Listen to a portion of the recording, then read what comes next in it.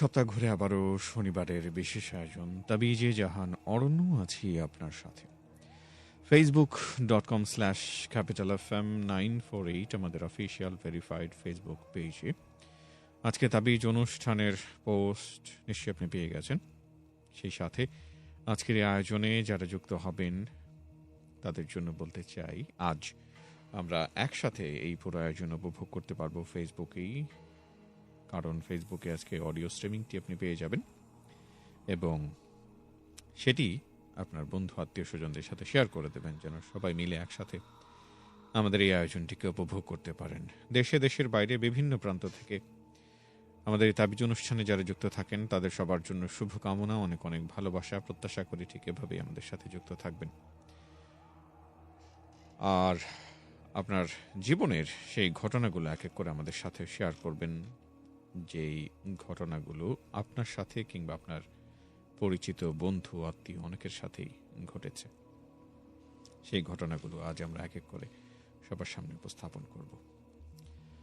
ফেসবুকের পাশাপাশি যারা টেক্সট করে অনুষ্ঠান সম্পর্কিত কোনো প্রশ্ন জিজ্ঞাসা শেয়ার করতে চান তারা চাইলে সেলফোন SMS অপশনে গিয়ে টাইপ করতে পারেন CFM স্পেস আপনার নাম সঙ্গে আপনার লোকেশন লিখে আপনার যে কোনো কমেন্ট পাঠিয়ে দেবেন 26969 এই নম্বরে, তাহলেই সেটা আমার কাছে এসে পৌঁছে যাবে।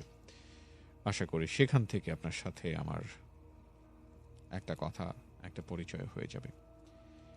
আমরা মাঝে মাঝে আমাদের জীবনে এমন কিছু ঘটনার মুখোমুখি হই যার জন্য আমরা মোটেও প্রস্তুত থাকি না।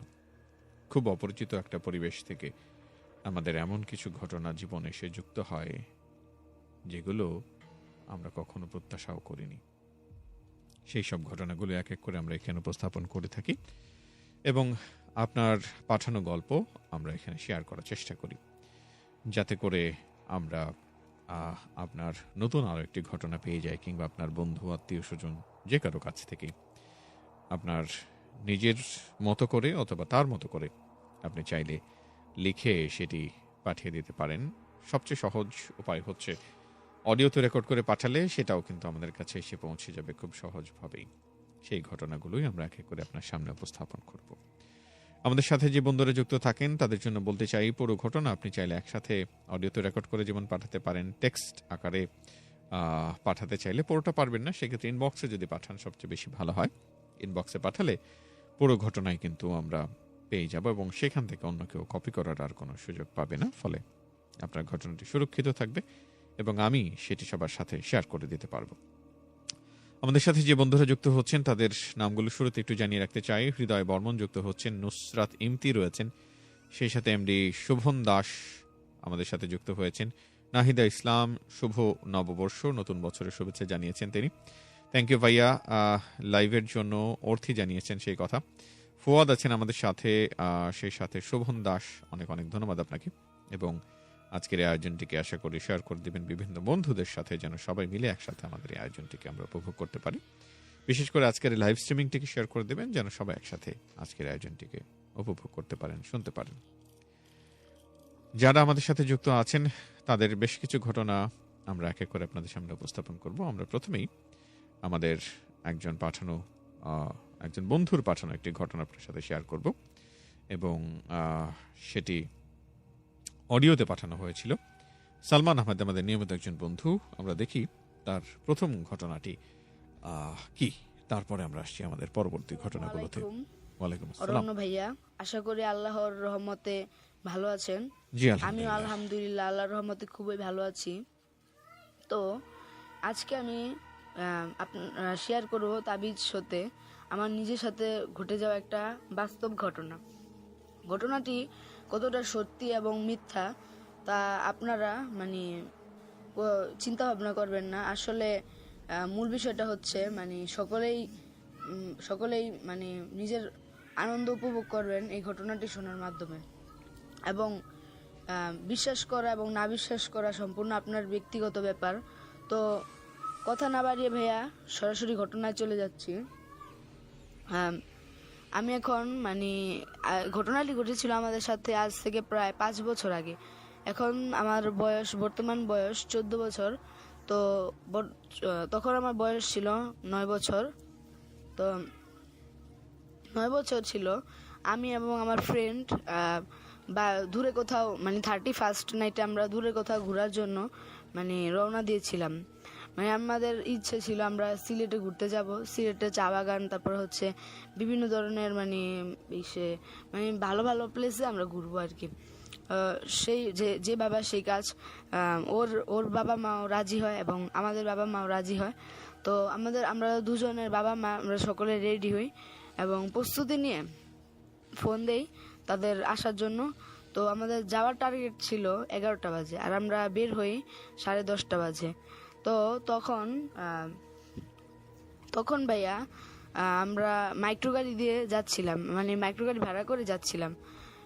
যাওয়ার পথে ভাইয়া তেমন কোনো একটা সমস্যা হয়নি আমার মতে, তবে মানে এমনি আমরা মানে খুব বৃষ্টি হচ্ছিল জোরে জোরে আর কি, খুব বৃষ্টি হচ্ছিল আর হচ্ছে বিদ্যুৎ চমকাচ্ছিল ভাইয়া, মানে সকালবেলায় বৃষ্টি হচ্ছিল আর কি। তো যাওয়ার আসার পথে তেমন কোনো কিছু হয়নি, খুব উপভোগ্য এবং আনন্দ উল্লাসের মাধ্যমে আমরা সেখানে পৌঁছেছিলাম ভাইয়া। তো আমরা সকলেই মিলে তো যখন মানে সিলেটে আসি, সিলেটে আসার পর ভাইয়া মানে আমরা সকলে মানে চা বাগান হচ্ছে, তারপরে বিভিন্ন ধরনের মানে ভালো ভালো জায়গা ওখানে মানে গেলাম আর কি। চা বাগানে আমাদের যাওয়ার ইচ্ছে ছিল আর কি, চা বাগানে গেলাম, ঘুরলাম। তারপরে সেখানে মানে আশেপাশে যদি মানে কোথাও যদি সিলেটের হোটেল থাকে তাহলে সেই হোটেল আমরা মানে বুক করবো আর কি। কোনো একটা যাই হোক বা কোনো একটা কারণে সেই হোটেলের নামটা বলছি না এবং সেই প্লেসের নামটা বলছি না। তখন আমরা হোটেল ভাড়া করি, হোটেল ভাড়া করার পর সেখানে আমরা মানে এই নিজের কাপড় চোপড় নিয়ে যাই এবং হোটেলে থাকি। হোটেলে মানে একদিন পর আমরা বাহিরে যেতে চেয়েছিলাম আর কি ভাইয়া, মানে আমার ফ্রেন্ড এবং আমি মানে একটু বাহিরে যাব। মা আমাদের বাবা মা আর কি, ওদের বাবা এবং আমাদের মা, আমাদের দুজনের বাবা মা মানে নিষেধ করেছিল আমাদেরকে যে সেখানে বাইরে কোথাও যেতে না, বাইরে গেলেও দূরে কোথাও যেতে না। তো আমরা মানে দুজনে সিদ্ধান্ত নিলাম যে আমরা একটু বাহিরে ঘোরাফেরা করব। মানে আমাদের উদ্দেশ্য ছিল যে এইভাবে মানে হালকা একটু ঘোরাফেরা আর হচ্ছে হালকা একটু মানে মজা নেওয়া, হালকা একটু মানে নিজেকে একটু মানে আনন্দ দেওয়া, এরকম মানে কি কোনো একটা খেলা যে কাঠবচি খেলাটা সেই রকম মানে এক একটা খেলা, তার কানামাছি ভোবো এগুলো খেলার ইচ্ছে ছিল আমাদের।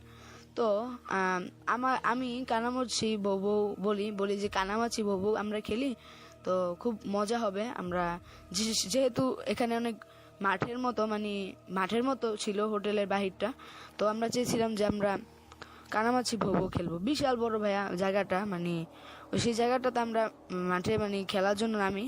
তো আমার চোখ বাঁধার পর আমি মানে আমার ফ্রেন্ডকে খুঁজতে থাকি। তো খুঁজতে খুঁজতে ভাইয়া মানে এক পর্যায়ে আমার মনে হলো যে শক্ত কিছুর লগে আমি ধাক্কা খেলাম ভাইয়া, যেমন আপনার কাঠের থেকে লোহার মতো কিছু শক্ত মানে জিনিস, সেই জিনিস আমি একটা ধাক্কা খেলাম আর কি, এই সেরকম মনে হলো ভাইয়া। তো আমি প্রথমে ব্যাপারটা মানে ভাবলাম যে মানে হয়তো গাছ ছিল আর নয়তো বা অন্য কিছু ছিল, এগুলো ভেবে আমি মানে তত বেশি একটা ভাবিনি। তবে এই শক্ত বলেন বা কাঠ বলেন যেটাই বলেন, মানে ভাইয়া যে জিনিসটার সাথে আমি ধাক্কা খেয়েছিলাম সেই জিনিসটা কিন্তু নড়াচড়া করেছিল। কিন্তু আমার ফ্রেন্ড মানে আমাকে বলতেছে ওখানে তুমি যাও কেন, ওখানে তুমি কাকে ধরছো, আমি এখানে মানে যেহেতু ছোট ছিল আমার ফ্রেন্ড, মানে তত কিছু বুঝতে পারতো না, মানে আঞ্চলিক ভাষায় কথা বলতো ওরা। তো আমি তখন বলেছিলাম যে তোমাকে ধরে ফেলেছি। তখন আমার বন্ধু বলে যে, আমার বন্ধুর ভাষায় আমাকে বলে যে এই আমি এখানে, তুমি ওদিকে কই যাস, তুই ওদিকে কই যাস, এগুলো বলতেছে।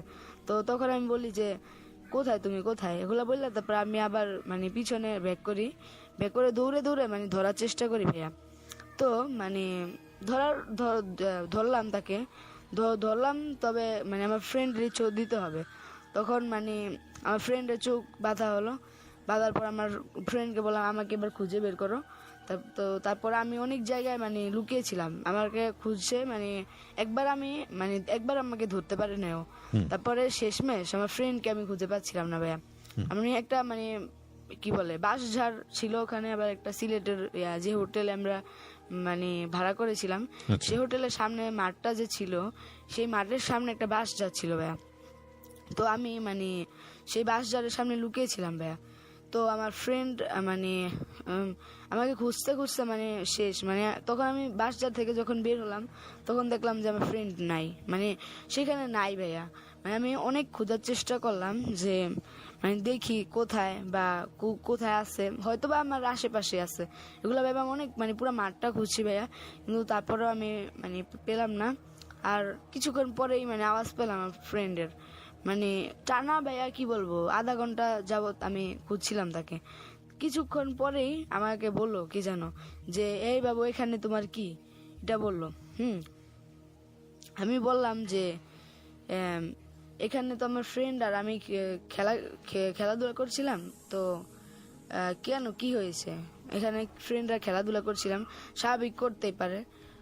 তখন আমি বলছি, তখন আমার সে বলে যে ওই লোকটা বলছে যে এত রাতে কিসের খেলা, মানে সরি এত মানে এখন কিসের খেলা, এখন তো কোনো খেলার কোনো কথা না, এই সেই খেলার কি দরকার, এত খেলার দরকার নেই। একটা ধমক মারলো আমাকে, ধমক মারার পর বললো যে বাসায় যাও, এখন কিসের খেলা, এত বাসায় তো খেলাধুলার দরকার নেই, এগুলো বললো। লোকটা ছিল মানে একটা বর্ণনা নেই কিছুটা ভাইয়া, বর্ণনা দেওয়া উচিত বলি, মানে লোকটা দেখতে ছিল মানে প্রায় অসম্ভব লম্বা ছিল ভাইয়া, লম্বা ছিল তোমার 6 ফুট ভাইয়া, 6 ফুটের মতো ছিল ভাইয়া, লম্বা 6 ফুটের মতো ছিল, 6 ফুটের থেকেও উঁচা লম্বা ছিল আর কি আমার মতে। আর হচ্ছে মানে হাতগুলো বড় বড় ছিল, আর পাগুলো বেশ মানে বড় বড়, মানে সবকিছুই তার বড় বড় ছিল, আর মাথাগুলো খুব বড় বড়, চুলগুলো বড় বড়, আর শরীর পুরো কুচকুচে কালো, আর হচ্ছে মানে এই কি বলে, আর চোখগুলো কেমন যেন মানে গম্ভীর, মানে পশুর চোখ যেরকম মানে উল্টানো হয়, ওই মানে শুকরের যে চোখগুলা হয় না, ওই কিছুটা দেখতে সেরকমই, অবিকল দেখতে সেরকমই ভাইয়া। তো আর কণ্ঠটা হচ্ছে বেশ মানে গম্ভীর আর ভয়ানক গলা, যে মানে মানুষ ভয়ানকভাবে যেই মানে ভার গলা যে কথা বলে, ঠিক সেই রকম কিছুটা ভাইয়া।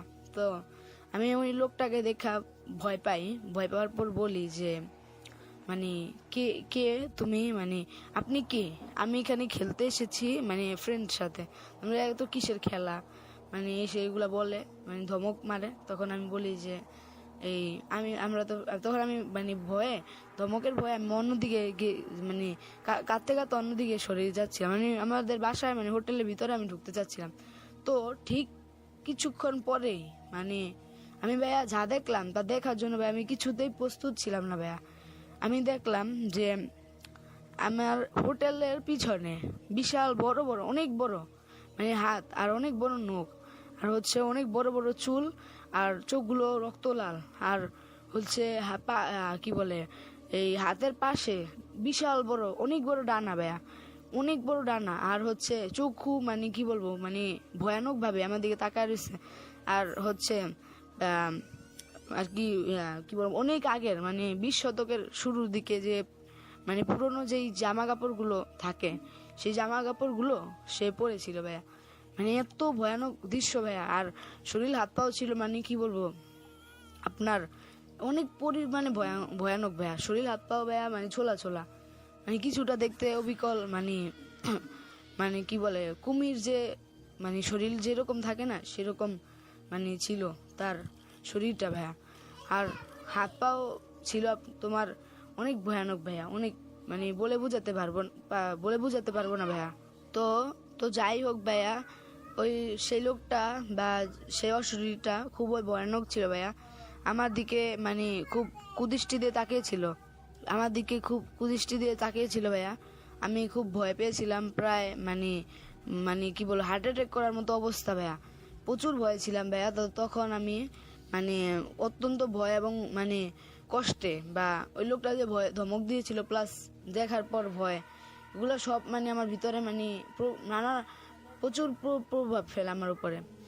আর সেই প্রভাবই আমার মানে জ্বর হয় আর কি, আমি দৌড়ে বাসায় যাই, দৌড়ে বাসায় চলে যাই, আর আমার পুরো শরীর গরম হয়ে যায় জ্বরের মতো, একদম মানে পুরো শরীর গরম হয়ে যায়।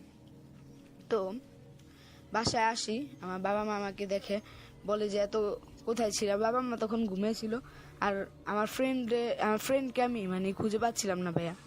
তো আমার বাবা মা বলে যে তুই এসেছিস আর তোর সাথে ফ্রেন্ড তোর হাসান কোথায়? তখন আমি বলি যে হাসানকে আমি খুঁজে পাচ্ছি না। এসে তখন আসলে ভাইয়া ছোট ছিলাম অনেক, মানে তত কিছু একটা বুঝতাম না। তখন আমার বাবা মাকে সব খুলে বললাম।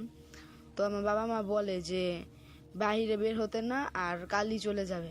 আর কাল আমরা মানে সেই স্থান থেকে ত্যাগ করি ভাইয়া, আমাদের আর কোনো সমস্যা হয় না। তবে ভাইয়া, তবে আমার সাথে একটা ঘটনা ঘটেছিল। সেই ঘটনাটা আমি তাবিজে উপস্থিত করতে চাচ্ছি ভাইয়া। মানে আমি তাবিজে সেটা বলতে চাই, মানে সেই ঘটনার উপর ভিত্তি করে আমার মানে ঘটনাটা ঘটেছিল। এই আরেকটা ঘটনা আমার নিজের সাথে ঘটেছিল। তো আমার বর্তমান বয়স 14 বছর।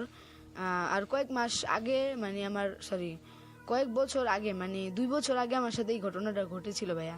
আমি সেটা তাবিজে বলতে চাই ভাইয়া। সময়ের অভাবে আসলে ভাইয়া বলা হয় না।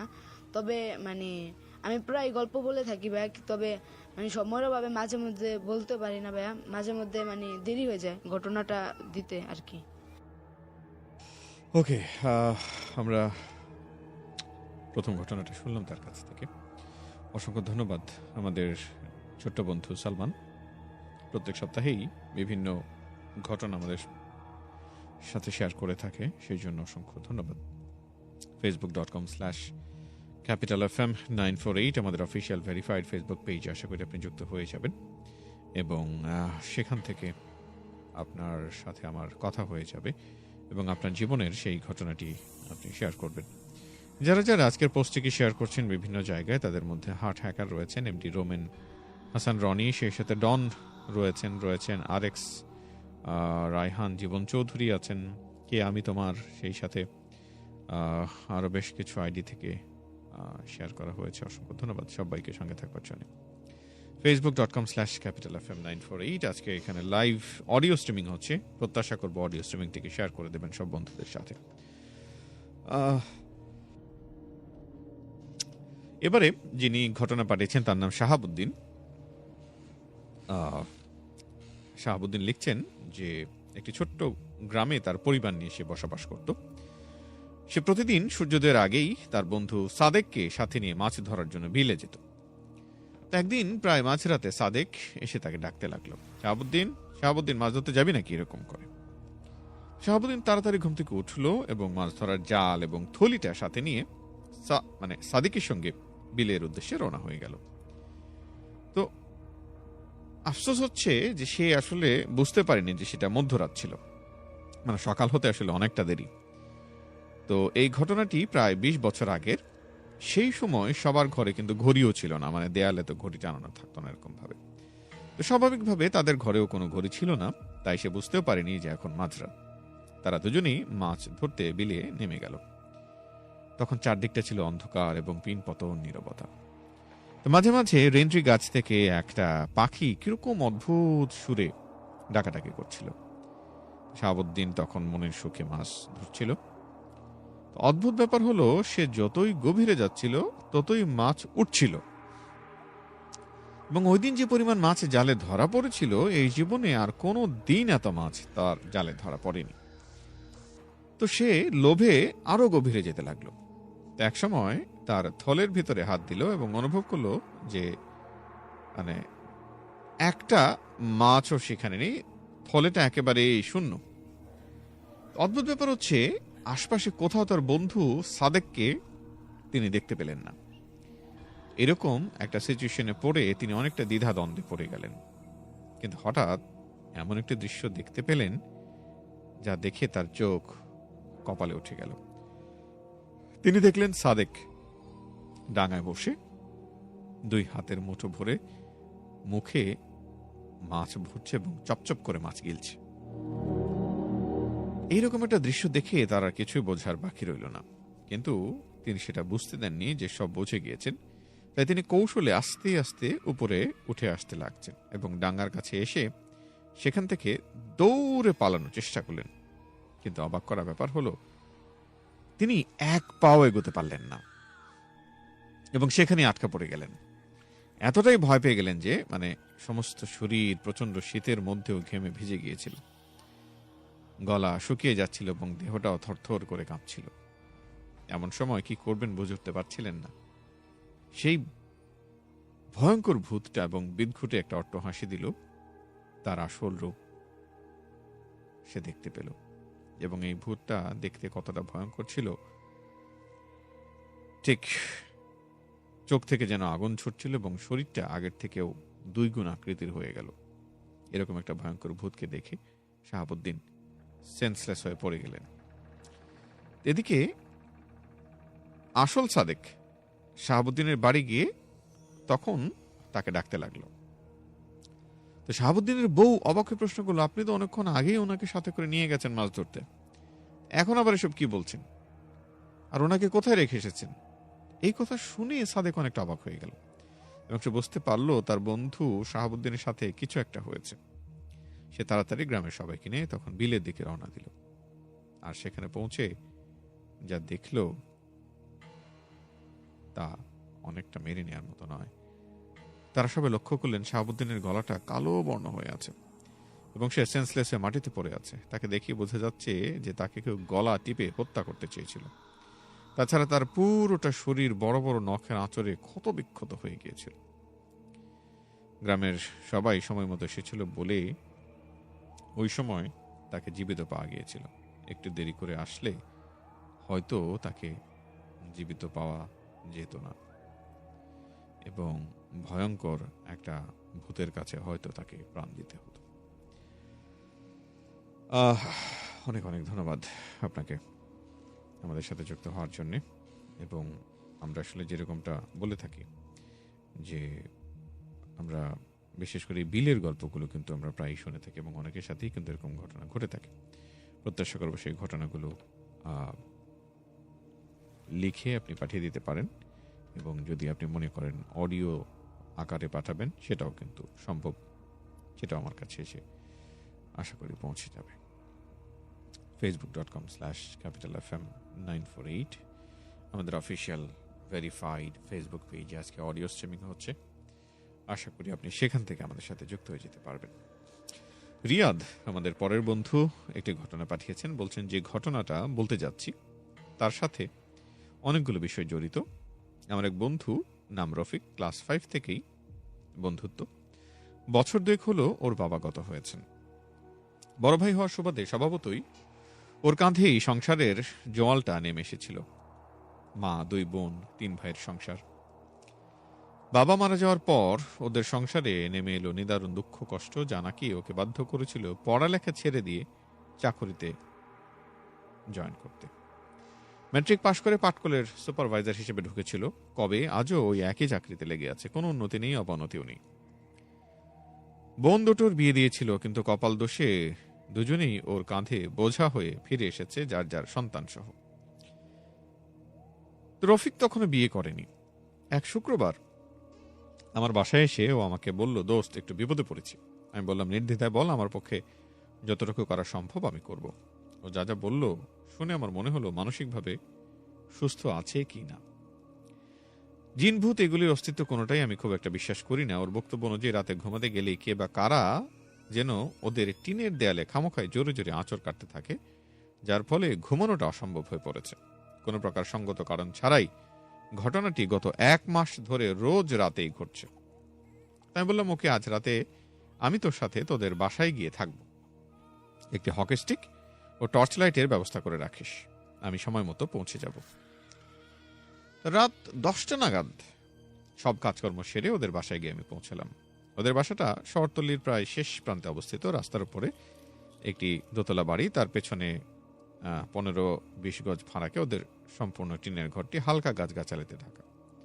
ওদের বাড়ির পেছনে আর কোনো বাড়ি নেই। মানে ঢাকার ভাষায় তখন সেই অঞ্চলকে নামা বলতো, মানে নিচু ফসলের জমি এবং খালবিলের সমারোহ যেখানে থাকে। তো রাতের খাবার খেয়েই রাত 12টা নাগাদ আমরা 2 বন্ধু ফ্লোরে বিছানা করে শুয়ে পড়লাম। রফিক বলল, লাইট নিবানোর পরেই শুরু হবে অত্যাচার। আমাকে আরো বলল, এমনিতে কোনো ভয় নেই, এ পর্যন্ত কোনো ক্ষতি করেনি শব্দ করা ছাড়া। তো লাইট নেভানোর সাথে সাথেই শুরু হয়ে গেল সেই শব্দ। আমি আর রফিক লাইট জ্বালিয়ে হকি স্টিক এবং টর্চ হাতে বেরিয়ে পড়লাম। বাড়ির চারপাশটা ঘুরে দেখে মনের কোণে লুকিয়ে থাকা সন্দেহটাও আর রইল না।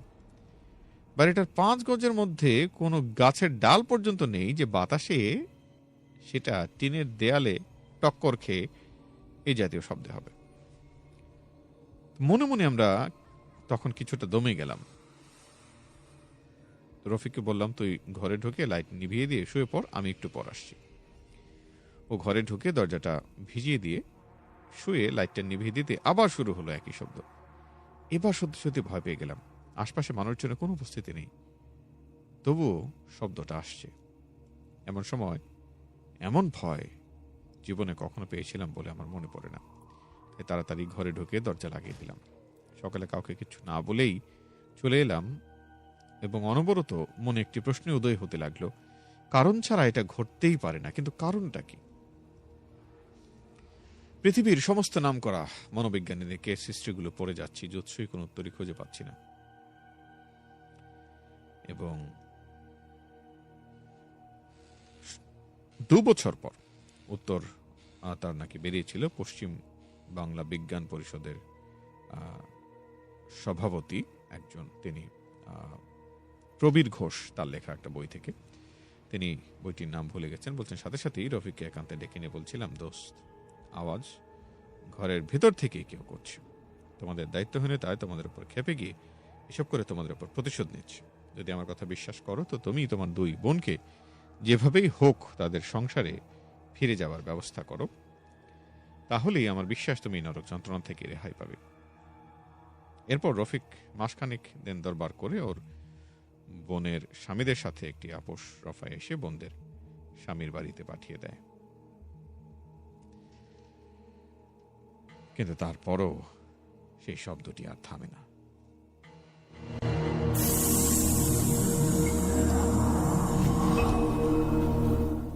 কিছু গল্প আসলে খুব অদ্ভুতভাবেই যেন শেষ হয়েও শেষ হয় না, মানে রেস্ট আসলে থেকে যায়। বিষয়টা অনেকটা সেরকমই। এবং যখন আমরা আসলে শুনেছি যে এই ঘটনাটি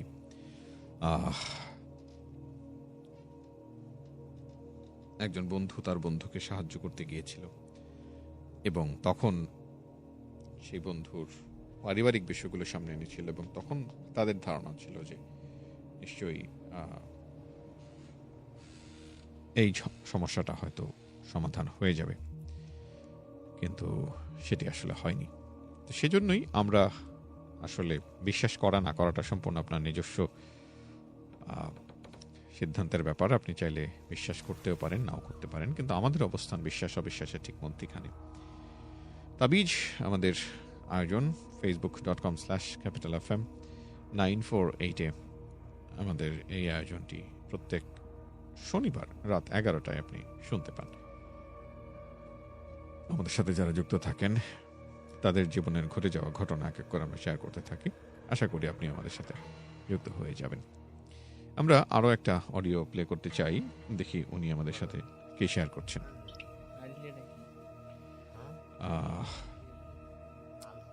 আমাদেরকে যদি আপনি অডিওতে ঘটনা পাঠাতে চান তাহলে বলবো যে একটা মোটামুটি নয়েজলেস জায়গায় গিয়ে একটু স্পষ্ট করে রেকর্ড করে আপনি সেই ঘটনাটি আমাদের কাছে পাঠিয়ে দিতে পারেন, যাতে করে আমরা সেটি শুনতে পাই এবং সবাই যেন স্পষ্টভাবে সেটি শুনতে পারে।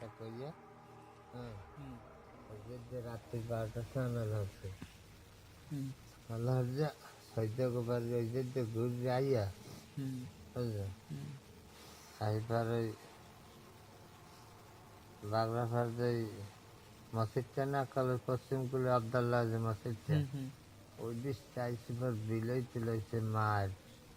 ওই মসজিদটার পশ্চিমগুলো প্রথম জঙ্গল আছে, বুঝলো, সেই জঙ্গলের মধ্যে ওই ধরো 11:30 পৌনে হয় বাজছে, 12:30 বাজছে। আমি রাত লাইট আছে আর বিড়ি একটার পর একটা ধরাই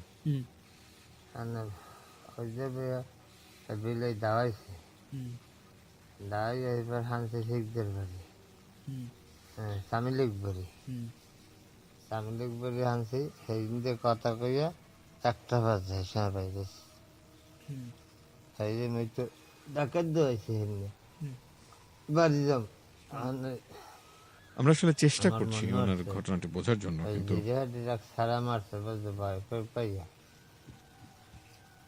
ভাই মারছে কি ওই মালিক মূল্যের লাগে নৌকায় যাইছে। কিন্তু দুঃখের বিষয় হচ্ছে ওনার আম, মানে রেকর্ড করা এবং কথা বলার ধরন আসলে কিছু বোঝা যাচ্ছে না। সুতরাং অনেকের কাছেই সেটা আসলে ঠিকভাবে হয়তো উপস্থাপিত নাও হতে পারে। তাই আমরা পরের ঘটনাতে যেতে চাই। আশা করি যখন আপনি রেকর্ড করবেন সেটা একটা নয়েজলেস জায়গায়, আবারও বলছি, যতটুকু সম্ভব একটা নয়েজলেস জায়গায় গিয়ে তারপর রেকর্ড করে পাঠালে বোধহয় সবচেয়ে বেশি ভালো হবে, যাতে করে আমরা অন্তত প্রপারলি সেটা সবাইকে শোনাতে পারি। যাই হোক, এবারে আমাদের শেখ এমডি মাসুদ রানা, আমাদের নিয়মিত বন্ধু, তার পাঠানো ঘটনাটি আপনাদের সামনে উপস্থাপন করতে চাই।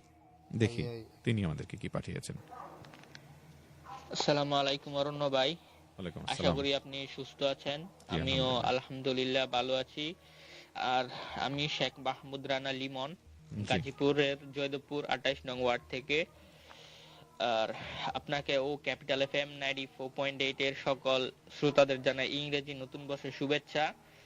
আমি যেই ঘটনাগুলো আসলে বলি এগুলো বিশ্বাস করা আপনাদের ব্যক্তিগত ব্যাপার, কিন্তু এটা তো আমাদের মানতে হবে যে জিন বলে কিছু একটা তো আছেই।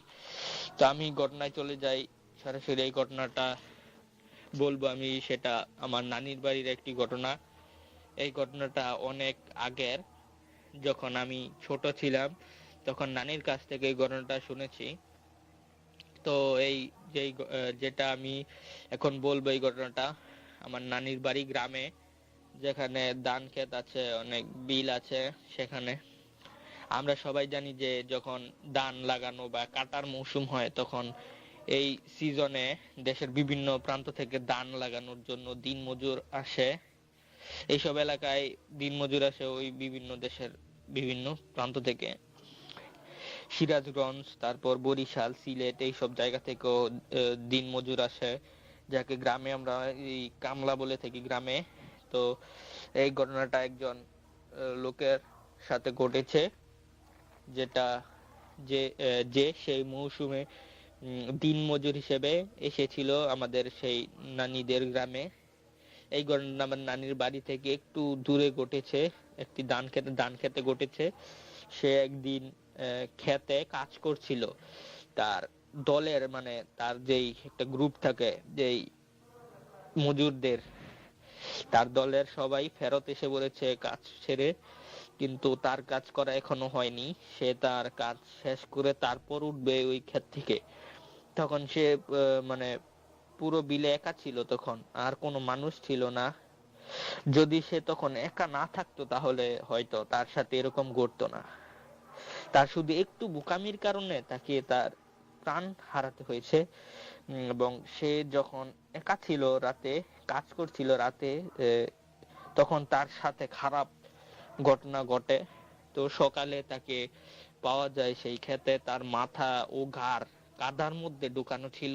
কাদার মধ্যে উপর হয়ে সে যেভাবে কাজ করছিল সেইভাবেই তার মাথা কাদার ভেতরে একদম পুরো ঢুকানো আছে। তারপর তার পরিবারের সাথে যোগাযোগ করা হয়, তারা এসে সেই লোকের লাশ নিয়ে যায়। আসলে আমরা প্রায় এরকম ভুল করি প্রায়, যে একা একা ঘুরি, যেটা ওই জায়গার জন্য ঠিক নয়। অনেক অনেক জায়গায় ঘুরি যেটা আসলে একা ঘোরা ঠিক নয়। যেগুলো জায়গায়, সেই জায়গায় আমরা একা একা আসলে যাই। তারপর আমাদের এই কারণে অনেক ক্ষতি হতে পারে। এই কারণে আমাদের নবী হযরত মুহাম্মদ সাল্লাল্লাহু আলাইহি ওয়াসাল্লাম একা একা সফর করতে ও ঘুরতে নিষেধ করেছেন, এবং আর একা ঘুমানো উচিত নয়।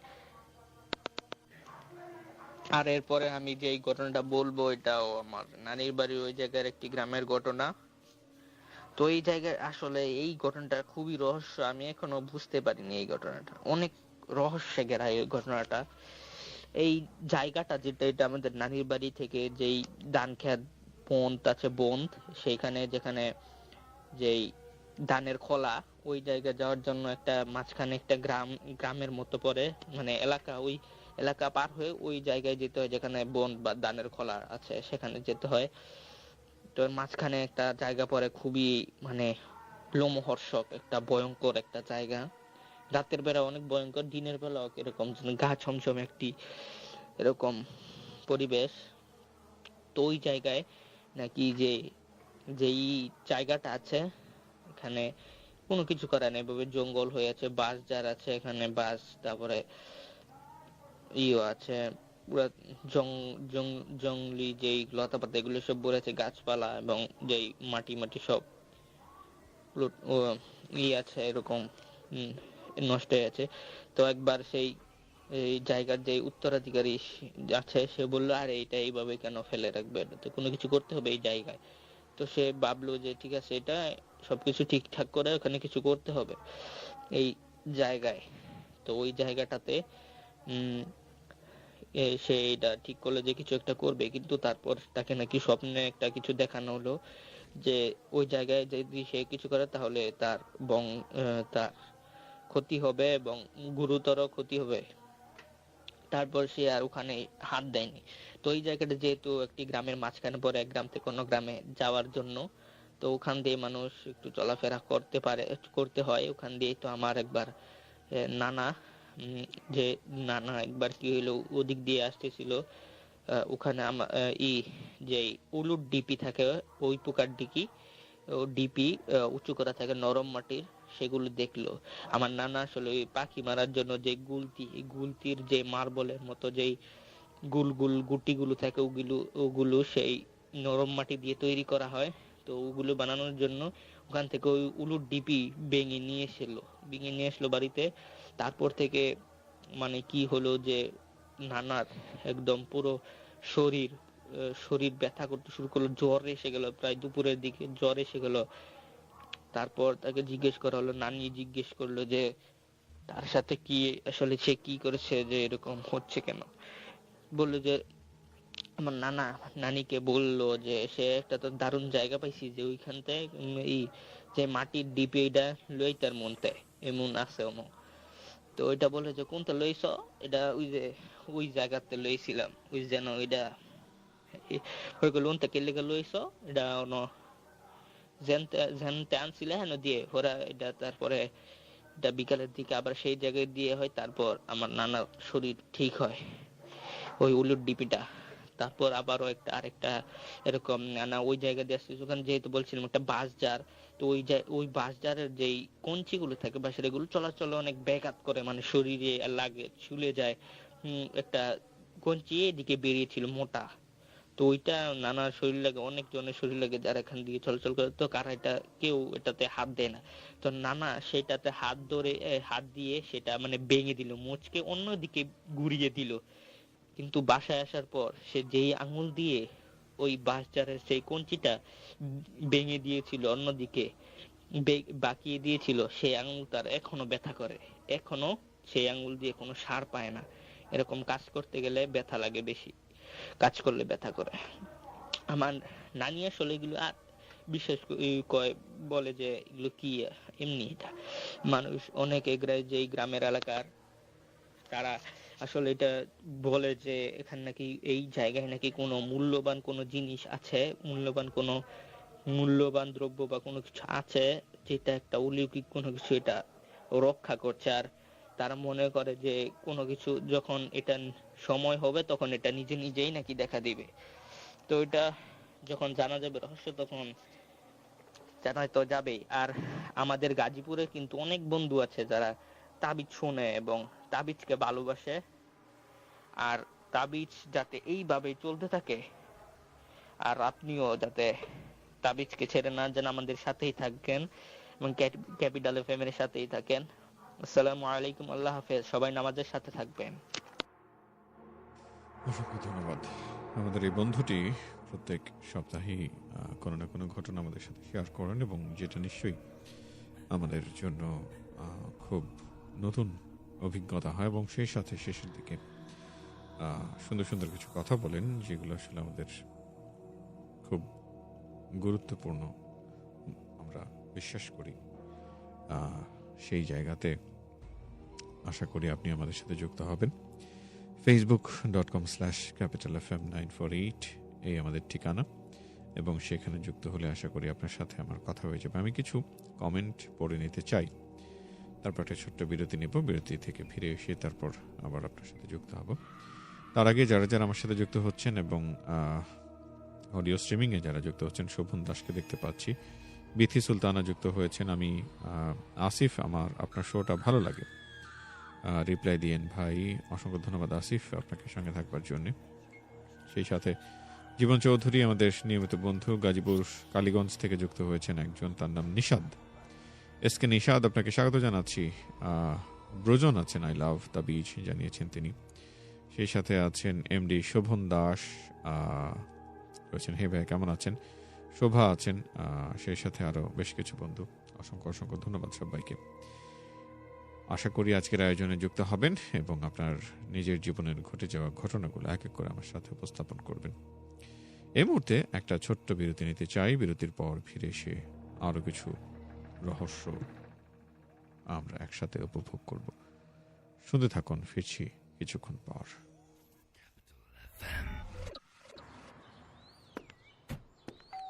আরে ডাক্তার ভাই যে, কি পথ ভুলে নাকি? কাজের চাপে সময়ই পাই না। আগে বসো। ইঞ্জিনিয়ার শোনো, ক্লিনিকের কাজটা ধরেছি। সিমেন্ট কোনটা নিচ্ছ? একটা নিলেই হলো, সবই তো এক। হলেও তফাৎ কিন্তু অনেক। মানে? শোনো ডাক্তার, রড বাড়ির হাড় হলে কংক্রিট হচ্ছে মাংসপেশি, আর কংক্রিটের মান নির্ভর করে ভালো সিমেন্টের উপর। তাই অবশ্যই নেবে বসুন্ধরা সিমেন্ট। জার্মান ভিআরএম প্রযুক্তিতে তৈরি সূক্ষ্ম দানার সবচেয়ে শক্তিশালী সিমেন্ট। এ কারণেই তো তুমি বিল্ডিং এর ডাক্তার। বসুন্ধরা সিমেন্ট, প্রজন্মের বন্ধন। আরে ডাক্তার ভাই যে, কি পথ ভুলে নাকি? কাজের চাপে সময়ই পাই না।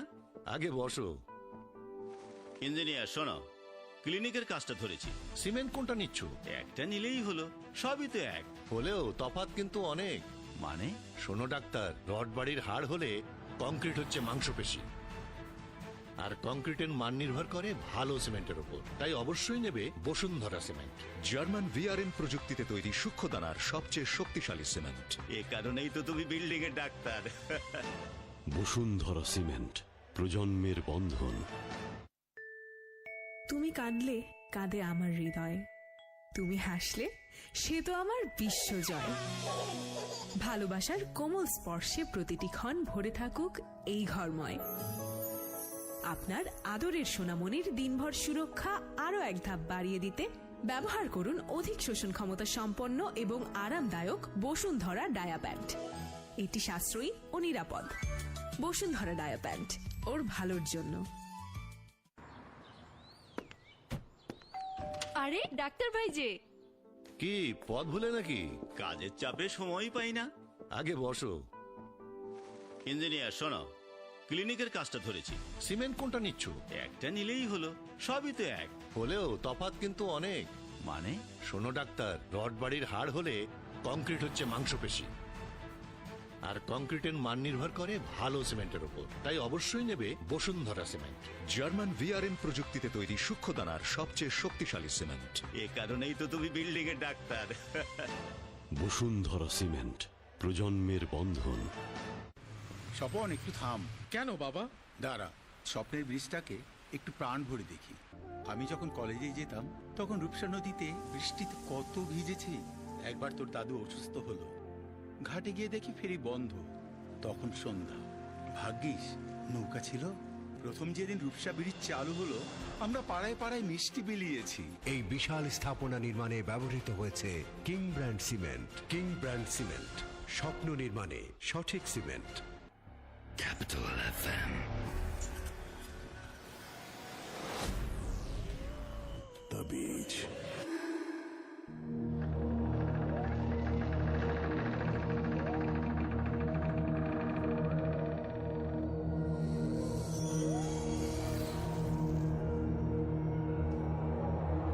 ক্যাপিটাল এফএম 94.8 এর বিশেষ আয়োজন তাবিজে জাহান অরণ্য আরও একবার স্বাগত জানাচ্ছি। facebook.com/capitalfm948 জয়েন করে আপনার জীবনে সেই ঘটনা শেয়ার করুন যার কোনো ব্যাখ্যা বিশ্লেষণ আপনি কখনোই পাননি, কিংবা কোনো বন্ধু আত্মীয়র কাছ থেকে শুনেছেন, আপনি নিজেও চিন্তা করেছেন কেন হলো, কিভাবে হলো, এমন অনেক প্রশ্ন নিজের মনের মধ্যেই ঘুরপাক খেয়েছে, কিন্তু তার কোনো উত্তর আপনি কখনো খুঁজে পাননি। সেই সব ঘটনাগুলোই এক এক করে আপনার সামনে উপস্থাপন করতে চাই। এবারে আমাদের বন্ধু জীবন চৌধুরীর পাঠানো একটি ঘটনা আপনার সাথে শেয়ার করছি।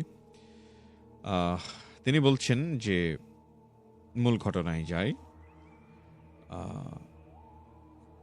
বলছেন যে আচ্ছা খুশি হব, কালেক্ট করা একটা ঘটনা বলছি, যাই হোক ঘটনায় যাই।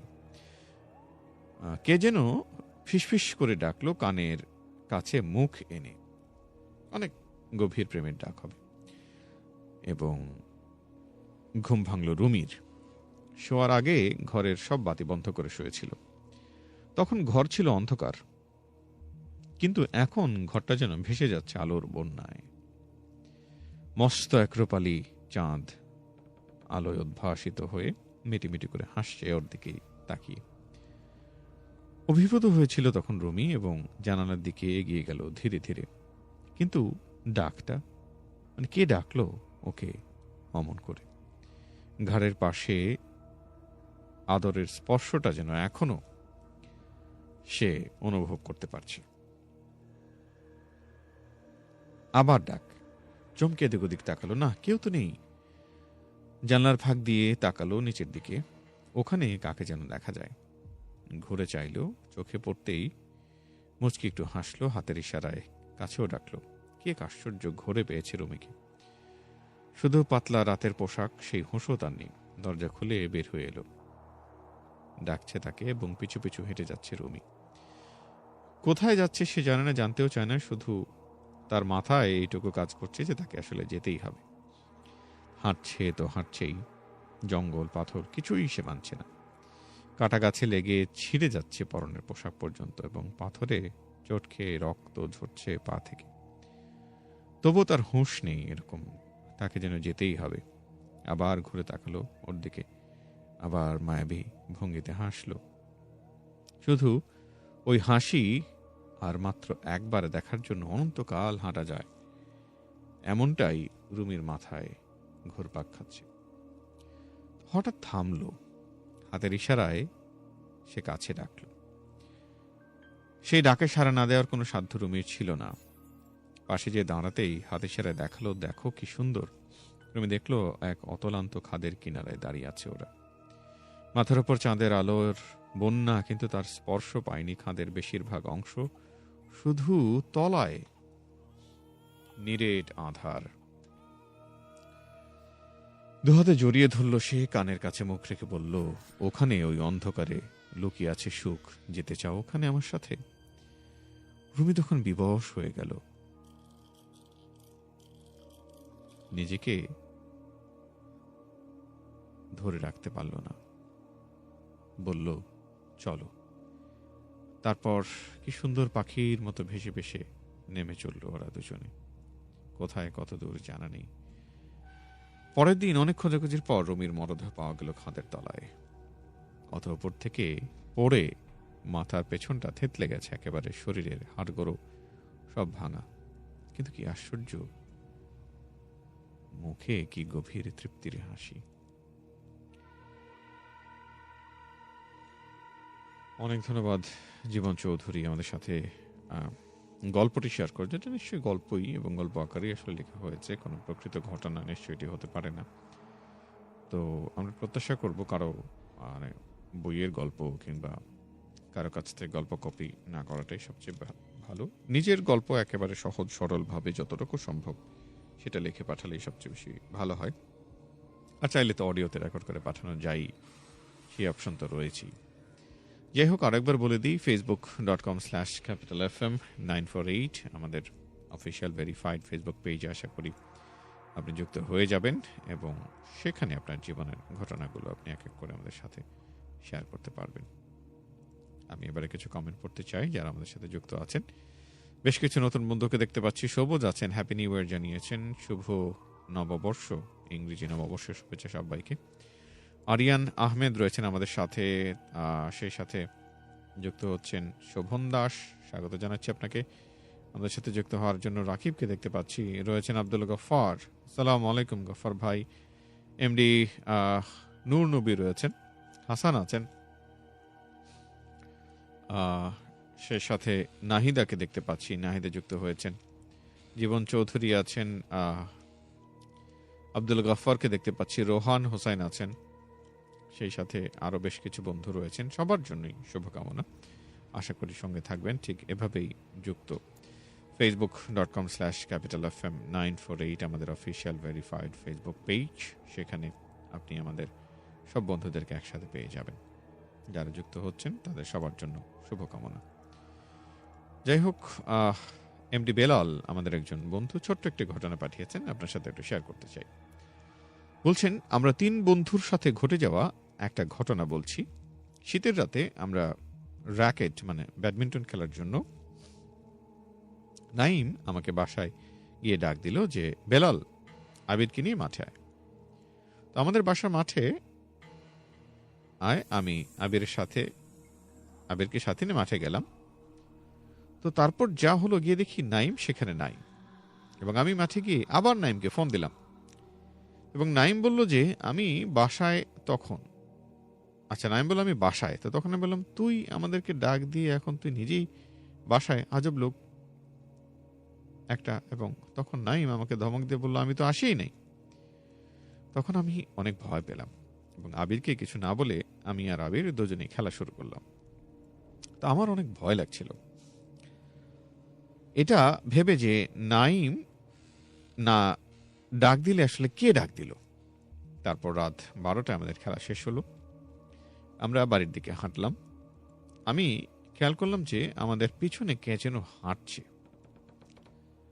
তারপর কোনো রকমে আমরা বাসায় পৌঁছালাম, এবং পরের দিন আমার দাদা দাদিকে ঘটনা বললাম। তারপর দাদা বলল, তুই কি নাইম আগে বলেছিল তোকে ডাক দিতে? আমি বললাম হ্যাঁ। দাদা বলল, আগে এগুলো বলতে হয় না। সেদিন আমি, বেলাল ও আবির অনেক ভয় পেয়েছিলাম।